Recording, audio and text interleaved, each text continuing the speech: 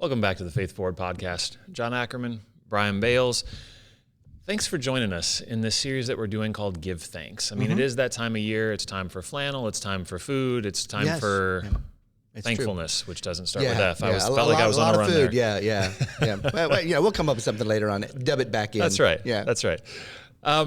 So if you are a faithful listener, you noticed that last week, Brian, you did a message on Psalm 92 and sort of the fundamental principle of being thankful because of who God is. And this week we're taking that idea of giving thanks further. Yeah. And because I was out of town, we've just sort of smushed those two messages into a single podcast. Well, a little backstory. And I know you know the backstory, and the listeners don't necessarily need the backstory. It just struck me as funny last week. John leads this podcast. He is clearly the tip of the spear, whatever term you want to use to describe it. And John had some great time away, refreshing himself, growing in Christ away last week.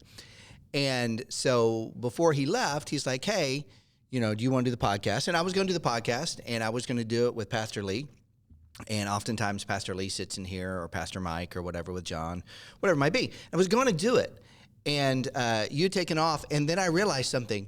I have no idea how to actually do the podcast. Like, for those of you who are watching on YouTube, I'm like, I don't know how to make that happen, or actually to get it on Spotify, or all the things that John does in the background. So if you're listening to Faith Forward, you have many reasons to be thankful. One specifically is if you like this podcast, you're able to hear it because John knows how to do something I don't know how to do yet. So there you go. Skills I never knew I needed. There you go. Nonetheless. So as we talk about thankfulness, again, this is a two-parter condensed into one. So as we often do, the invitation is go back, check out the message. Right. And in particular, and again, if you've been watching for a while, I think you probably noticed this experience as we went through our 7 fundamentals, our 7 spiritual rhythms, that some of those it feels like, well, yeah, I know what that is. Why do we need a whole message on it? Right? I know about prayer. I'm supposed to pray. I know about serving. I'm supposed to serve.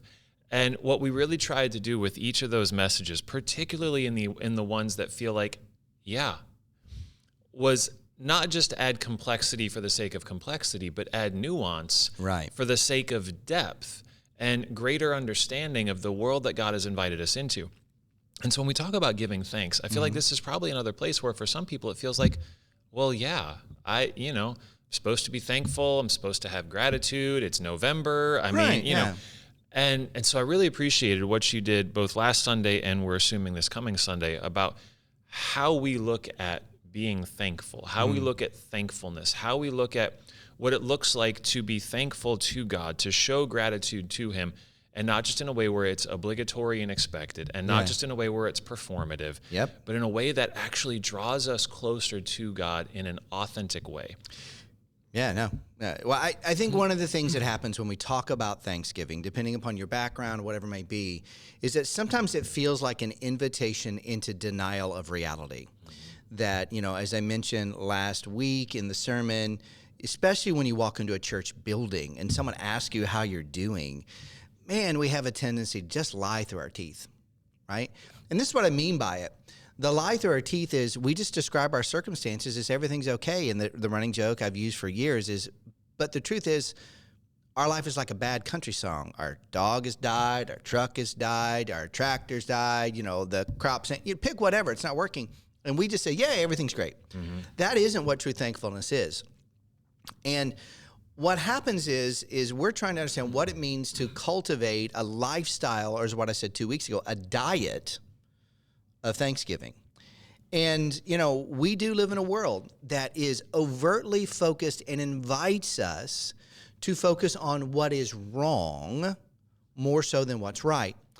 And what I said 2 weeks ago, and both weeks I've used pictures of food to start. I don't know if that's been good or bad in that idea, but is that a diet consistently of pie. And I love myself some pie. I really, really do. Looking forward to it at Thanksgiving and the things that come after it. It is unhealthy for your body. I'm not saying you shouldn't have a piece of pie. It doesn't mean that's there. But it's unhealthy for your body. And a lifestyle completely focused on our problems and that doesn't see gratitude is unhealthy for our soul. And so it's sort of a reorientation I'm hoping to do in this series about how to look at our life and to give thanks, no matter the circumstances, and specifically to focus on the fact that our thanks is based upon theological truths of the presence of God in our life and his character and who he is, not just on the circumstances we're feeling at this particular moment. And so what we've done is we've gone to the Psalms, and we're going to be in the Psalms because here's what I love about the Psalms. And you know, John, I don't know if as you get older, there's some things in your life, whether it's obviously a biblical story or a type of literature or just anything that you find yourself enjoying at ways that maybe you've not previously enjoyed. I think this is the Psalms for me in some ways, because the Psalms model for us a way of living and behavior that we can choose to live with the help of God. But it doesn't live in denial. It doesn't live in some sort of like just all the bad or just all the good, but it balances it out. Yeah. And so it's really important. So that's a lot of what I've talked about the last 2 weeks. The first week is about theological truths that we'll remind ourselves. Mm-hmm. And then the second really is David, who wrote Psalm 34, modeling for us, going back to one of those fundamentals, telling his story. But as one of the things we said in the fundamental series when Mike taught it on telling your story is only powerful as the truth it's rooted in. Mm-hmm. If it's rooted in the gospel and the truth, the character of who God is, it's got power, just like David's does. If it's rooted in the fact that you happen to enjoy the Cleveland Browns, and the only thing about them that you can celebrate right now is that both John and I are wearing their colors, even though he's a Steelers fan, then it doesn't have a lot of power. It just doesn't have a lot of power. So, yeah, I had to just mention that before we went any farther. For those people who are listening to audio, go to the YouTube. You'll pick it up. Mm-hmm. Yeah. Yeah. So what we're going to try to do is, over the course of this episode and probably next week's as well, as is often the case, how do we make this practical? So this is not just write your thank you list to God. This isn't about performance. It's not about productivity, but it is about a reorientation of the way that I approach God through gratitude, the way that I think about gratitude. Again, it's not I'm so problem focused that I'm only willing to be grateful when everything is good. Mm-hmm. But it's also not putting the blinders on the things that are legitimately difficult and going, nope, everything's fine, la, la, la, la, la, la, la, everything's fine. And actually preventing God from being invited into the places of difficulty, which is something he wants. Right. So again, just to recap, because again, whenever you're catching this, it's at least a week from the last message. Mm-hmm. So Brian, you talked about, as you said, gratitude's a vital part of our spiritual health. Mm-hmm. And there is the temptation to be problem-focused instead of gratitude-focused, but that means there's also the temptation to be so gratitude-focused that we suppress pain, we ignore heartache, we take our disappointment and start using words like, well, at least. So here's your first practical tip, friends. Remove the phrase at least from your vocabulary when it comes to your relationship with God. And I like to suggest remove another phrase. At least I'm not as bad as this person. Yeah. And the reason why I added onto that phrase is, again, not that we can't say, for example, we can give God thanksgiving because at least I have food on my table, and there are people right now who are struggling with having food on the table. Yeah. But sometimes what we do when we use that statement is we recognize that we are blessed, but deny inviting God into our pain or our problems by just saying, I'm going to act like I don't have a problem because my problem is less than this other person's problem. And again, less is always a very relative term in and of itself. Yes. Yeah. Comparison is a horrible tool when it comes to helping us try to navigate gratitude and also heartache. Mm-hmm. Comparison is largely unhelpful. There are times where perspective is beneficial. Yes. And if you are always comparing your suffering to those that are suffering more, you will never, ever be able to invite God into your suffering. And if you are only ever comparing your gratitude to what others have to be thankful for, you will never actually be able to be truly grateful for what God is doing in your life. And so we're talking about cultivating the ability to be truly thankful in your life. I noticed this yesterday. I was at home, I was working on these podcast notes, and Brooke walks into the room where I was working and she says, hey, there's this cool thing on Facebook Marketplace and it's free and it's 15 minutes away. Do you think we should go get it? And I looked at it and I went, yeah, that looks cool. That's something that fits our house. Let's go do that. So we hop in my truck, we drive over there, and I pull up, and it's one of those cool Western Loudoun houses that makes you go, wow, that's a cool house. And in the driveway, they had some vehicles that made me go, wow, those are cool vehicles. And the words came out of my mouth before they'd really had a chance to register in my brain, which is not usually the way that I communicate. Yeah. The words came out before I consciously thought them. Man, I chose the wrong profession. And I had to stop myself in that moment and go, I just wrote words 15 minutes ago about this, about the temptation to either only be grateful when everything is good or to be grateful to the exclusion of the things that are not and refuse to look at them. And I found myself in this 30-second micro-teaching moment for myself of, what do I really base my gratitude on? Because in this moment, it sure seems like my gratitude is entirely focused on what I don't have. And so there's not a lot of gratitude there. And it was yet again a great practical reminder for, we can sit here in what sometimes feels like a neutral, comfortable third space where we can talk about concepts and then go back out into the real world. But all of this is meant to be lived out in the real world. And so wherever it is that you're accessing this, you can, and this is what you're talking about this Sunday, you can be thankful, be appreciative, express gratitude, feel gratitude towards the God who gives you life and breath and everything, no matter what's happening. And what's happening matters. And in many ways will provide context for the gratitude you genuinely feel. Yeah. So last week you talked about why we can be thankful. And it's the reality that God is steadfast and dependable in his love. Yep. And that's not just a theological truth, but it's a theological truth that can appear in reality. That this is objectively who he is in this moment. And in this moment, and in this moment, and in this moment, and in this moment, he is still the God who is steadfast and dependable. And he's just in his actions. And he sustains his children. Those are objectively true, theologically true, and practically true at all times. And that gives us a space to wrestle with the tension of comparison, either to somebody else's life or to the life I've envisioned for myself, and to be genuinely able to sit in a place of, God, I recognize your goodness just because of who you are, not because of how you've performed for me, not because of how you've provided for me, but you are good, and I am thankful that you are good and dependably good and consistently good and sustainingly good. And God, there's some things I'd like to talk about. And thank you for being good. And so this week, the way that I was taking your notes was there's a very practical how we can approach our thankfulness. That our thankfulness can flow from knowing and trusting God's character, choosing to trust in his timing, and seeing reality clearly and not denying it.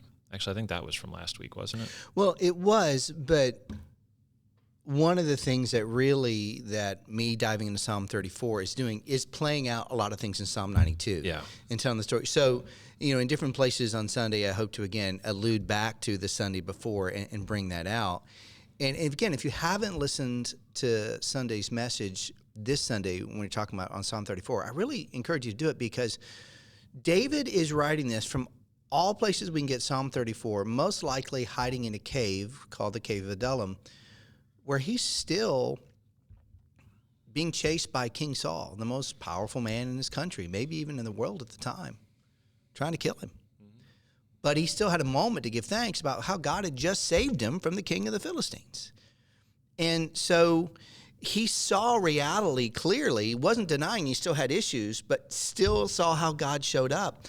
One of the things that I loved about Psalm 34, and it's something I didn't really think about a lot, and sometimes it happens when you dive into Scripture, is that Psalm 34 is really, if you see it in the header, it tells you what's the background, what's the backstory to why this song is written. And the backstory is an interaction in 1 Samuel. And in 1 Samuel chapter 21, you see him getting away from the king of the Philistines. And here's the thing. If Psalm 34 didn't exist, it would be really easy to look at Samuel chapter 21, 1 Samuel chapter 21, and draw this conclusion that David's cunning and wit and fast thinking rescued him. But in Psalm 34, the person who got out of it, David said, no, that isn't what happened. God rescued me. And when I think about that in light of this, what he's doing is he is seeing reality clearly, not denying it. And he's still having to choose, by the way, to trust God's timing, because he's still hiding in a cave. Yeah, he was out of one or over one big life hurdle, but he's still got some other ones. And he was able to do it because he knew and trusted God's character. And he's telling his story. And I think that's really important, that the story that we're hearing from David moves beyond cold, and I don't mean them cold as in a negative way, but just lack of personal theological truth, to actually seeing how this is applied in someone's life to encourage us. And it gives us a model in the same way how to approach thankfulness. And so, one of the things that I said on Sunday was try it. And we're often skeptical about things. And the joke that I use is my mom, man, John, I didn't ask you for this podcast, do you like that cranberry jelly that comes out of the ocean spray can? Part of my childhood. Yeah. Man. Do I like it? Is it nostalgic? Okay, all right. So so my mom loves that stuff, right? I mean, you can hear it plop out of the can. It still has the shape of the tin on it. Helps you know where to cut. It does, right? I know this thing, right? But I'm like, no. But she's like, oh, I know you're skeptical, but try it. Now, she's not converted me. She's converted my son. Mm-hmm. He's like, but the point is there are things in life we're skeptical about. And it's interesting when we have a life experience that goes against that, we will tell people, try it. Try it. Have you tried it? This is what David's doing. He's like, I know. It seems hard that in the midst of blank, blank, blank, and blank of the circumstances of your life that you can be thankful. Try it. Yeah. It really is healthy for our spiritual diet. And so when we go into this and we're talking about this question, like, are we willing to give gratitude and be thankful no matter the circumstances of our life, we need to make sure that we understand the foundation, because that was really, really key in some of the things that I was talking about. Because, he's still hiding. Yeah. He's still in a cave. Yeah. Yeah. I mean, and I'm with you. I have grown to love the Psalms more and more over the years. And I think one of them is because David has such an authentic story. Mm-hmm. Yeah. Right. It's sort of the entrepreneurial success story that isn't the overnight success that everybody thinks is the overnight success. Yeah. Right. Yeah. You look at the launch of whatever, tech startup that, seemed to suddenly turn everybody into millionaires overnight. And you're like, wow, why can't I do that? Why can't I just wake up tomorrow with a great idea and 2 weeks later, I'm living in Maui? And you miss the reality of their story of, the number of failures that they had in startups, the number of times that the thing crashed when it just seemed like it was about to take off, the number of times that they had to completely reinvent whatever their platform was or their product was to get to the place where everyone else sees them as an overnight success. One of the things you're bringing up here, and I think this is where you're going, but if you're not, hopefully what I'm about to say complements what you're saying, is I think as humans, we have a tendency when we compare our lives to other people's story to input the reality of where we are against the apex of where we believe they are. Right? Yep. That we don't see all those things. We don't see, the things that God has helped them through, that God has walked them through, and the challenges they had. And we draw really poor, I guess, conclusions is the term I'd use. Yeah. Yeah. And so when we look at the whole of David's life, and we see David, even, from his family of origin, he's the least in the family, right? He's the one that when Samuel shows up, because God sent Samuel to David's house to anoint the new king of Israel, that David's dad, Jesse, like brings out all the kids that seem like, the material that Samuel's looking for, and David's not even called in. We talk a lot about here at Christian Fellowship Church on this podcast and other places that we have an identity that comes from the King of Kings and the Lord of Lords. We are sons and daughters of God because of what he's made us. But we are people who struggle with our identity. Could you imagine the temptation to struggle with your identity when your dad doesn't even think you're worthy to show up for the lineup? I mean, because that's what the enemy was probably saying to David. I don't know what the enemy did say to David, but I know what I would hear, like, you don't even think I should be here, right? And here you go. God, you want to do what with me? Right. Yeah. Yeah. And so we don't know all the details. I know there's a new Amazon Prime series about David's life, House of David. The background story, theologically questionable, but apparently it's pulled from some cultural Creative references license. as well. Yeah. Right. But I mean, it's clear that David had to work through some stuff with his family of origin. And then Samuel shows up, anoints him as king, and then says, by the way, don't tell anybody, or they'll kill you, because there is a current king who isn't real keen on losing power.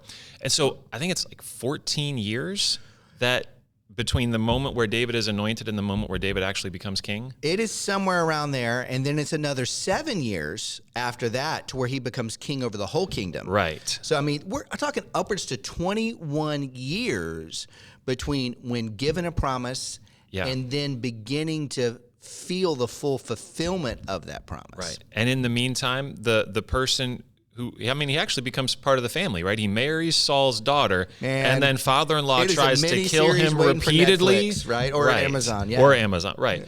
And so he has to go into hiding. He's out in the wilderness surviving, and this isn't like, lush, beautiful landscape where living is easy, right? The wilderness where he is, I mean, you're talking desert, you're talking arid land, you're talking water is not easily available, food's not easily available. You're on the edge of survival the whole time. I think it's a great point. We always talk about why context matters, and the Bible, especially in the Old Testament, often uses the term wilderness, and I think lots of times us in the United States, if we don't understand the context, we think Oregon. Out, which don't get me wrong, I'm not surviving well out in the middle of the wilderness of Oregon. That is not what this is. We're talking scrub trees. We're talking no water. It is barrenness. It's maybe a term that we would, put in our heads maybe a little clearly. And so even like you said, the context of Psalm 34 is not only is Saul and his army trying to kill David, but David is now seeking refuge in the kingdom of the people whose champion he killed. Crazy. And they know it. Crazy. So he is surrounded by enemies on all sides. You got to think to yourself, all right, it is so bad that I would rather go to the place and hide Who's less likely to kill me? Yeah, exactly. Oh, the people I just killed their giant, right? Well, here's the other thing, too. When we think about how people know people, like they didn't have the internet to look up what they thought David would look like. They recognized David before the internet helped us recognize people. It's a significant thing. I keep thinking of the odds of winning tracker that shows up for football games now. And I got to imagine David's like, well, I have a 98% chance of dying if I go near Saul. I've got a 91% chance of dying if I go near the Philistines. I guess I take the 91. I don't know. Yeah. Both seem bad. And yet in the midst of all of this, David's heart orientation is, and it's not, right? He's authentic because he has the moments where he's crying out to God, God, where are you? God, why is this happening? God, I don't like this. And yet consistently comes back to an authentic place, not a contrived place, not a blinders on, I'm ignoring the reality of my situation, but an authentic place of, God, you are steadfast and you are dependable and you are just and you are sustaining. And I know your character because I know you, because we've been together a long time. And I can trust your timing even when I don't like it. And I know that you see reality clearly, and I'm asking you to help me see reality clearly. And that's what David's constant response of thankfulness and gratitude does, is it brings him back into the reality that God sees. So what we need to talk about is, how do we do this? If this is our foundation, all of those things are just as true for David as they are for us. This is who God is. And so however much of a train wreck my life is, similar to David's, worse than David's, not as worse as David's, but still train wreck adjacent, right? Comparison's not helpful. No. How do I live a life of genuine thankfulness?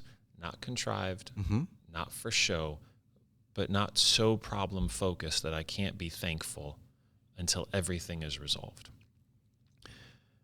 And so we start with this. We have to ground ourselves in God's character, which doesn't just mean theological knowledge, though that's where we find the grounding for this.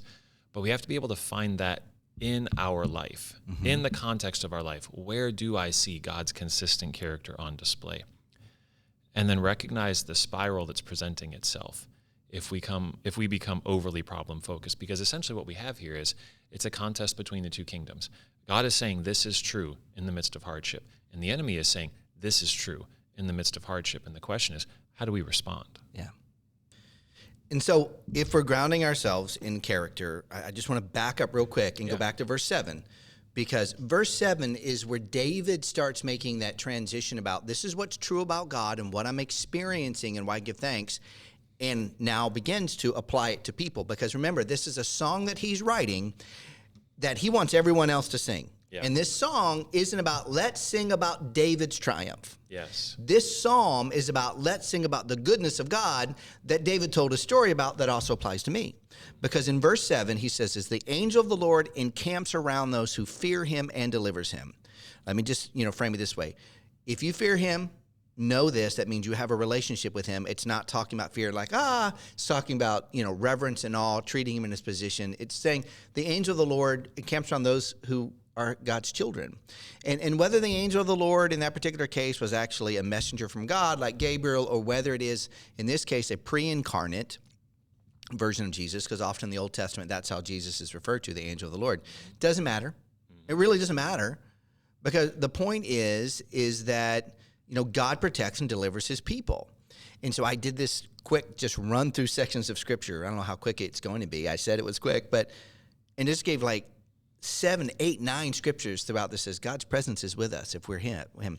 And so because I know he has his character, and because I know his presence is with me at the time, so it's not like he's character removed, he's right here with me, it can help me not become fixated on my problems, because one of the things that happens is that we often become outcome-based fixated people instead of present-based fixated people.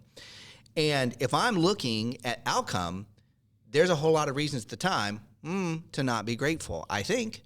But if I'm looking at presence, but that's really where the enemy's coming in. And I think one of the things that happens is when we focus in the wrong place, it opens up a window for our own issues to come into play. There God is again. He's not doing blank, blank, or blank, I think. Or, for the enemy to come in. And again, we tell this all the time. Look, the enemy doesn't have to help sometimes. Our struggles are enough. But there's lots of times he comes in and helps too. It doesn't matter whether it's our voice or the enemy's voice if it's not the voice of truth, right? If it's not God's voice. And what the enemy primarily does, and we've talked this over and over again, is take a little bit of truth and distort it in such a way that it seems like, as we often say, a plausible alternative truth. And just know this, any plausible alternative truth to the truth of God is just flat out a lie, right? You've recently spent some time out in Colorado. And not all the time you're out in Colorado, but in some of the time you're out in Colorado, you spend some time with Ransom Heart Ministries and helps you and grow, and you take what you learn here and help so many of us here at CFC. Grateful for Ransom Heart, grateful for John Eldridge and his wife who leads that. He talks about this idea that the enemy is a really good story twister. I don't know if you've ever heard someone tell your story. If you're married, and your spouse has told your story and you thought to yourself, that's not how the story goes, right? Sometimes, if we're joking around, we're twisting the story for a purpose. Yeah. Sometimes it's just from our perspective and it's not. But the enemy absolutely twists the story about our circumstances and who God is and his character and his presence with us. And he begins to actually accuse God, right? the very things that he's guilty of. That's one of the things that Eldred recently had brought to the forefront. When I was looking at your notes, I'm like, oh, that's a great reminder. Yeah. Yeah, the thing that I so appreciate about the diet of thankfulness is that it fundamentally orients us in the truth of who God is and who we are. That thankfulness and identity, which we talk about quite a bit on this platform as well, are inextricably linked. Correct. That thankfulness is the invitation to remind ourselves, as David often says, remind my soul, the truth of who God is. Not just silver lining on a poop cloud, which is your expression that I love. Yeah, I should bring that. Shout out again to Brooke in this for giving me actually creating one of those with her sewing skills. I keep it in my office. Yeah. Right. Again, this is not about the inclusion of the phrase "at least" in your life with God, but thankfulness grounds us in the reality of God's true identity. And so Satan's deceptions are fundamentally targeted at God's not who you think he is. You're not who you think you are to God. And so John Eldredge's statement about the enemy comes to twist the story. He accuses God of the very things he's guilty of. I show up at that house yesterday, really nice house with really fun things in the driveway, and the words that come out of my mouth are, man, I picked the wrong profession. Right? This is the deception spiral that we so easily partner with the enemy without realizing it. Yeah. Because this so quickly becomes a statement and then an indictment on not just the present, but the future. Because here's how fast it goes. It's, man, I picked the wrong profession. I will never be able to have anything. Like, I've just now, right, even before I finish that statement, the rest of my life has been written. I'll never be able to have.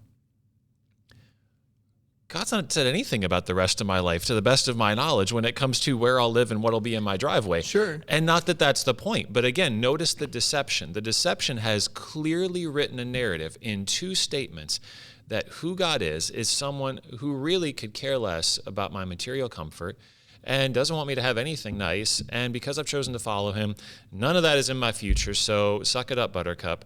And right, and there's now this spiral of deceptions that's being woven that really is an invitation to accept and believe, no, this is who God is, and this is who you are to him. You're like the older son in the story that Jesus tells of the father with two sons. You're just a slave that works for him, and he won't even give you a goat, let alone a really cool house with really cool stuff in the drive.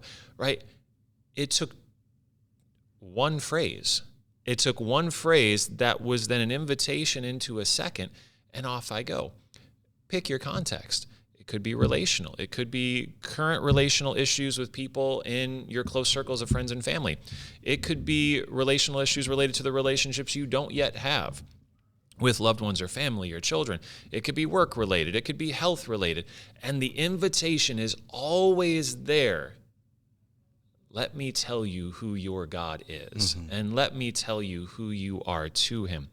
And this is why thankfulness is actually such an incredibly powerful tool and weapon in this life with God. This is not just prescriptive. This is not just, well, you better say thanks before your meal or God won't bless the food to your body and it'll all be like pie, even the healthy stuff. Yeah.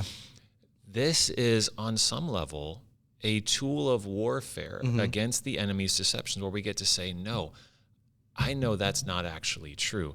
Here's what's true.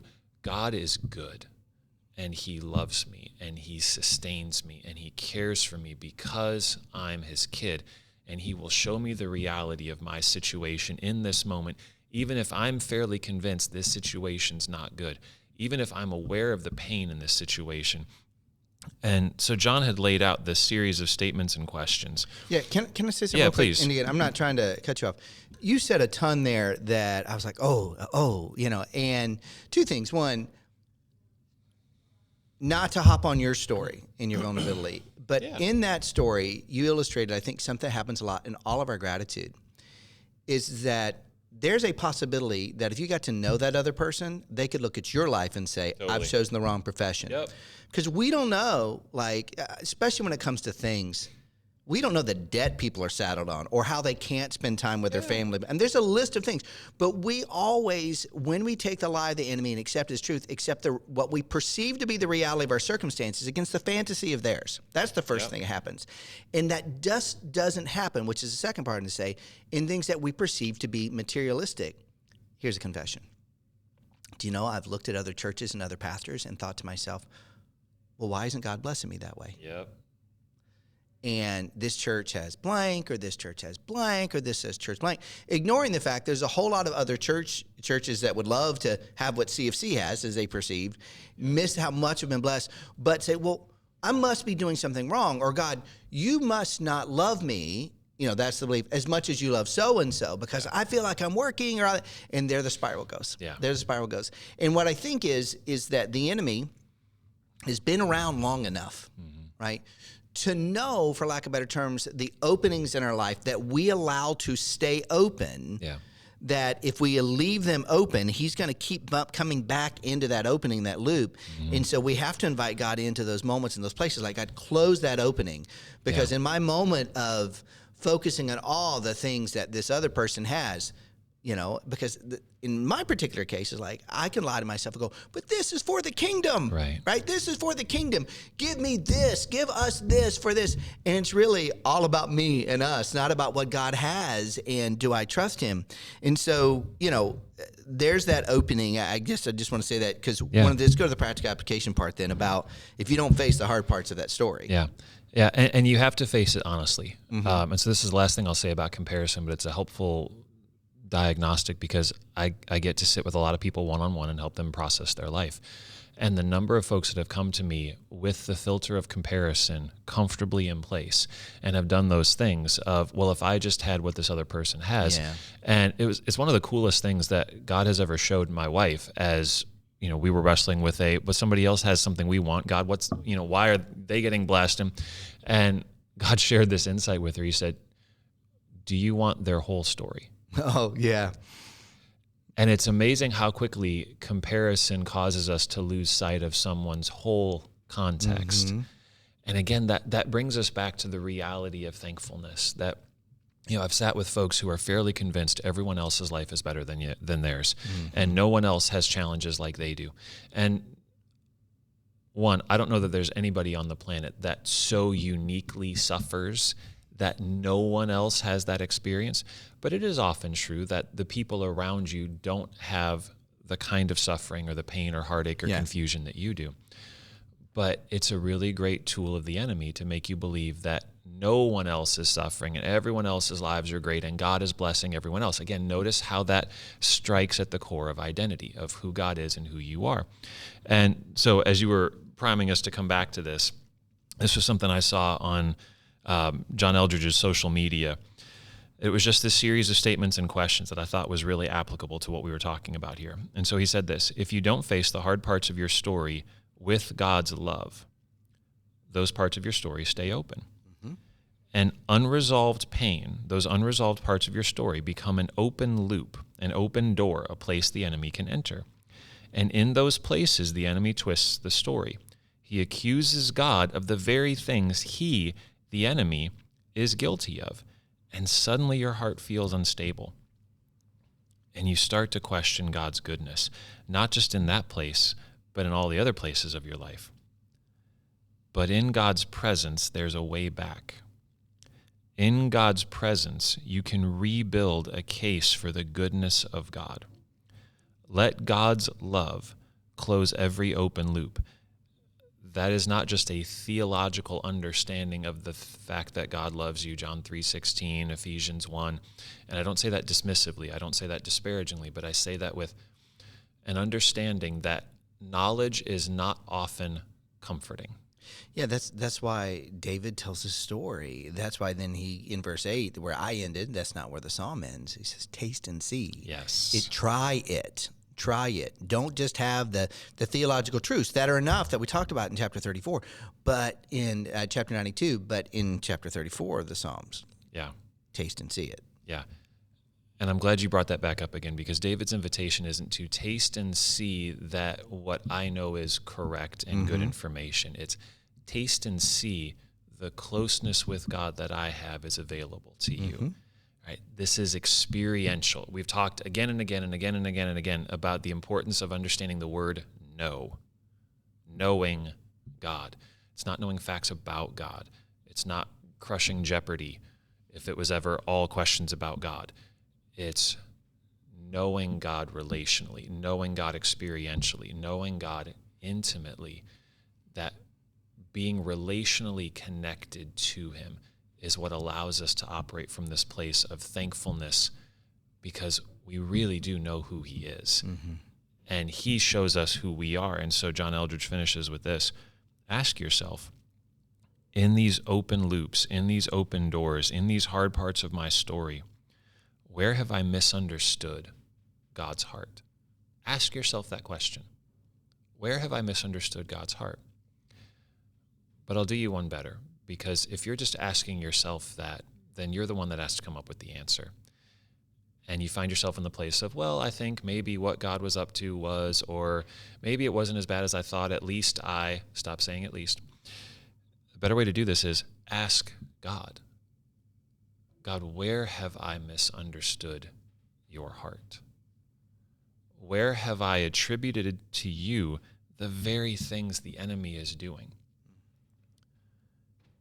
And let him talk to you there. Let him comfort you there. Experience him there. Don't comfort yourself with information. Let him comfort you with his words and his presence. Taste and see that what David is describing is not just information. It's a relationship, and it's real, and it's available to you. Now, David offers his story because the stories of other people are helpful. Yeah, I was thinking about this, especially, I can't speak to the Hebrew context, but I can speak to the one I live in now. Think about the last time you've shared something of your story, of what's going on in your life. And is it more natural for you to share with others when there's difficulty, or more natural for you to share with others when you have reason to be thankful? Right? And one of the reasons I bring that up is I think a lot of us are struggling perfectionists. And so we live in an upside-down world. The world has fallen, but we expect it to be perfect.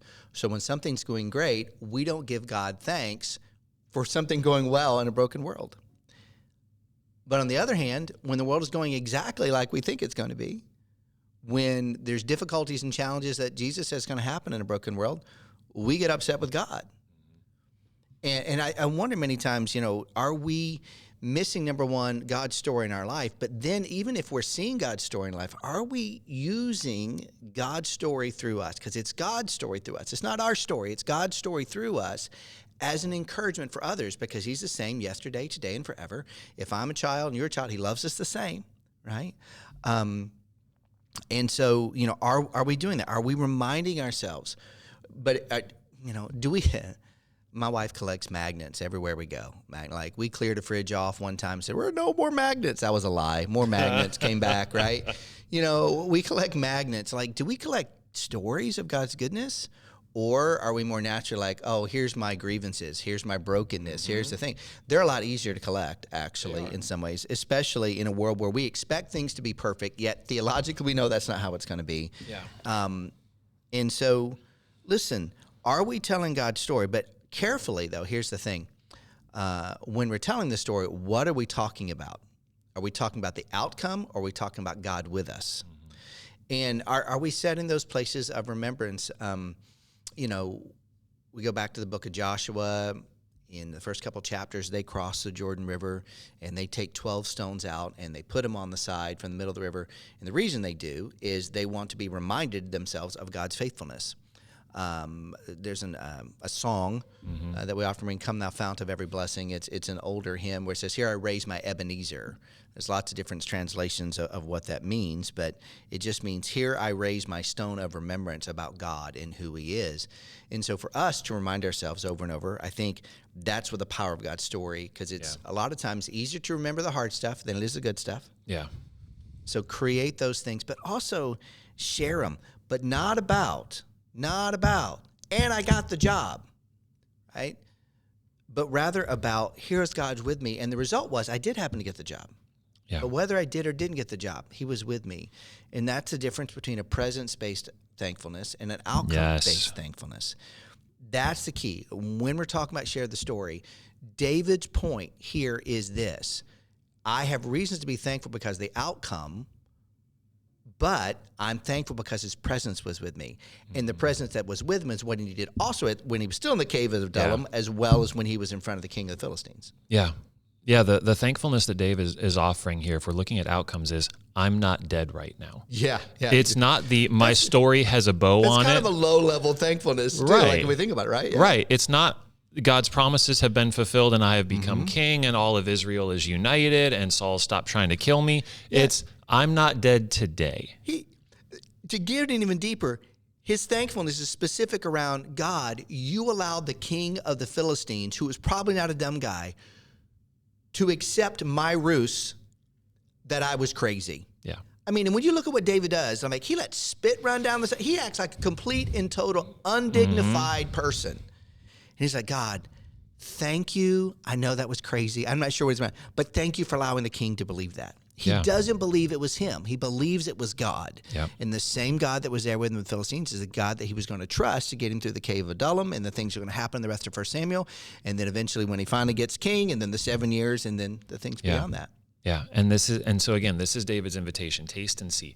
This is the God that I have come to know, and this is who he is. Not that the outcomes are guaranteed, but I want you to come and know him. That was the point of the Ebenezers. When God told Joshua and his people, take these stones and stack them up, he said, I want you to do this so that when your kids ask, hey, what's that rock pile for? You can tell them the story of what I did for you so that they will know who I am. Not tell them that I'm the God who parts water so that when they're at some place where they don't want to get their feet wet, they'll call on me and I'll part water. He said, tell them the story of who I am so that they'll know who I am. Put those rock piles there so that when foreigners come into your land, they're like, hey, why do you guys have rock piles? They're like, let me tell you about my God who did something in our life so that you can know him too. This is always the challenge with, I feel like maybe I'm going through this because God wants me to share this story because it'll help them. Okay, here's the thing. One, it's not based on outcome. Correct. Right? It's not, here's the story of how God showed up and I got the thing I wanted so that they'll know they'll get the thing they want too. But I want to share the story of the God who walked with me through the valley of the shadow of death, through the hard thing when I thought I might die because I was surrounded by enemies. The God who walked with me when he had told me something good was coming, but I hadn't yet seen it and I didn't know how to get through today. Share that story, not just so that they can be encouraged because God was in the life of someone else, but so that they will get to know that God themselves. And that's the same invitation for us. I have found any number of people's stories incredibly encouraging and supportive for me as I've taken my journey with God. But the point of hearing all of those stories, collecting all of those stories, is not to live off of other people's stories. And I'm so glad you talked about this on Sunday. That's not the point. The point is not to live off of their faith, their story, their manna. The point is to be reminded of the truth of who God is so that I can come back to the God who is and allow him to be with me in my story.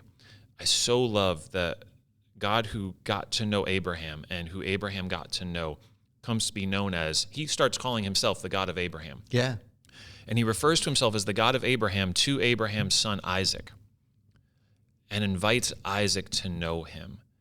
And once Isaac knows him, God starts referring to himself as the God of Abraham and Isaac. Yeah. And refers to himself as the God of Abraham and Isaac to Isaac's son. And then when Jacob comes to know God, God begins to refer to himself as the God of Abraham, Isaac, and Jacob. That's the power of someone else's story. Yeah. Is you get to come to know the God they know in a way that causes God to say, I am the God of Abraham and Isaac and Jacob and you. Now tell that story to someone else who needs to come know me. So as you think about thankfulness, the hope is that this has been helpfully reframing in some ways, that this isn't just about, You have to say thanks because otherwise God will think you're ungrateful and he'll stop doing stuff for you. But thankfulness is the way that we fight back against the pull towards comparison. It's the way that we fight back against the pull towards despair and hopelessness. It's the way that we fight back against the distortion and destruction of the truth of who God is and the truth of who we are to God. That from the beginning, he said, I am your God and you are my people, and nothing can change that or will change that. And the enemy constantly comes in and says, did God really say? Is God really trustworthy? Does he really love you? Will he really show up? And our response to that, as David so often does, is to remind my soul, yes, he is and he will, because he's good and he's loving, and I can trust his timing, and I can trust that he will sustain me because I'm his kid. Yeah. And so in this season of thanksgiving and thankfulness, hopefully this has helped, and hopefully this will help you to be thankful with God, to see him as he is, to see yourself as you truly are, and to recognize that he's with you no matter what. So if there's anything we said you'd like to talk about, know this. You can email us always at faithforward@cfcwire.org, and we'd love to help you walk along the journey. But know that you don't need us, that God is there with you. You have a relationship, and you can ask God, and he will tell you what you need to hear. And so just, we invite you, wherever you find yourself, take this journey with us. Yep. We're back next week to talk about thankfulness a little more. We'll see you then.